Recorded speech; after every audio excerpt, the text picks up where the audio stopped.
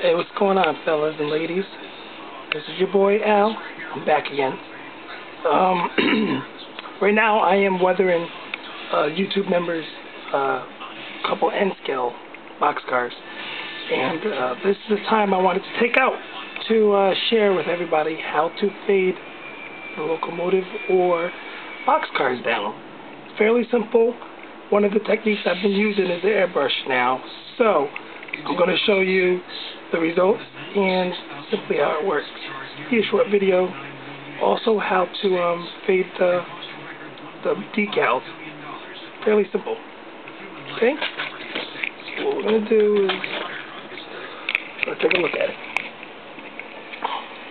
These are the N-scale cars, and as you can see, the Santa Fe's is faded down, as well as on this side.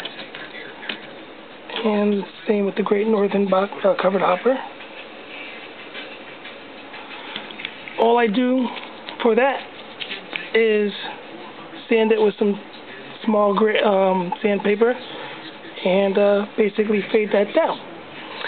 After I do that, the next step is to fade the boxcars down. Give them a really, really faded look.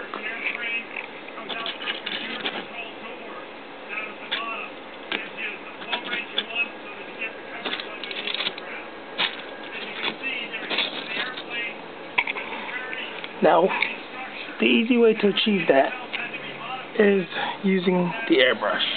And what I typically do is I use the acrylic paints there. So this, for example, is an orangey red color. So how I would do it is I would use mostly all white mixed in, with the airbrush, and then add just a tiny, tiny drop of red. So when it fades down, it gives it a faded red color. This right here has a gray color into it, so it gives it more of a grayish color. So it wouldn't have the effect that I would desire, as well as if I had a little bit of red into it, which I could easily apply that right over this now, and it would dull it right down with a nice red tone to it. Now, as you can see, those are there. So what I do is I have my trusty old blow dryer, and I'll show you a little bit here. I will post this on my knee. Get on my knee, grab the airbrush,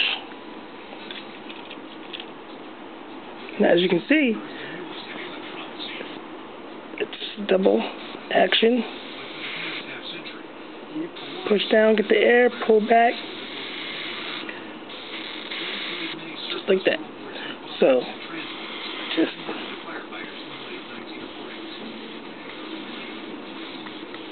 haven't used it for a while, so giving me a little bit of issues. Just go like that, and then to make it dry faster,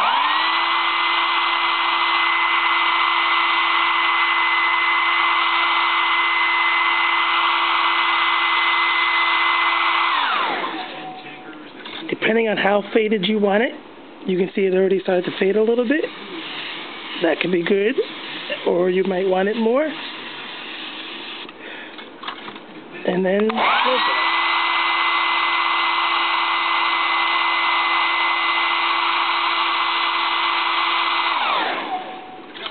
you go for another coat.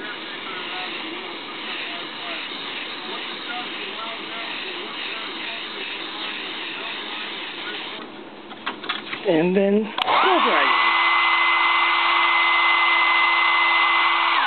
That's that. Now, the point of using the airbrush is just simply because it, gives you the small droplets, so it applies evenly. There's also another way I've done it. Before I had the airbrushes, I would basically have the mixture in the cup, and I would paint it on and blow dry it as well. It was a little bit more work. This is just a little bit easier. This is how the airbrush is one thing that comes in handy to have. And that's basically how you fade any locomotive or boxcar covered hopper. That's how you fade it down, giving you the result of a faded paint job. Very easy, right? So now I would also like to share with everybody the progress of my SD70M Union Pacific, I have to admit that it's really coming along nicely. It's looking hot, like really hot. Here it is right here. So let's take a look at it. I painted this with an airbrush, which is also the other thing that comes in handy for the airbrush. Applied the decals a couple days ago. I'm numbering it 5139. And as you can see, the gray matches more of the bottom one here, but when it's first painted, it's like a lighter gray, like this. See how that is all like a lighter gray? Well, in order to get that to be a darker gray, you just simply have to clear coat it. I use crystal clear flat Krylon. And once you spray it, a couple coats over it, you get the original gray, the UP gray. And blade radiators. And it's looking good. And here's the bottom half of it. And as you can see, I have applied the correct plow, MU cables, cut lever, and I'm gonna paint a new set of handrails and put them on. It's gonna be DCC'd, of course, and I painted this side, and it has the rear ones on as well. So that is the progress that I have going on, and this is basically how to fade a paint job, and the SD70M coming along nicely. So I'm gonna end this one off, and I'll be back to make some more videos coming up. Alright? Peace out.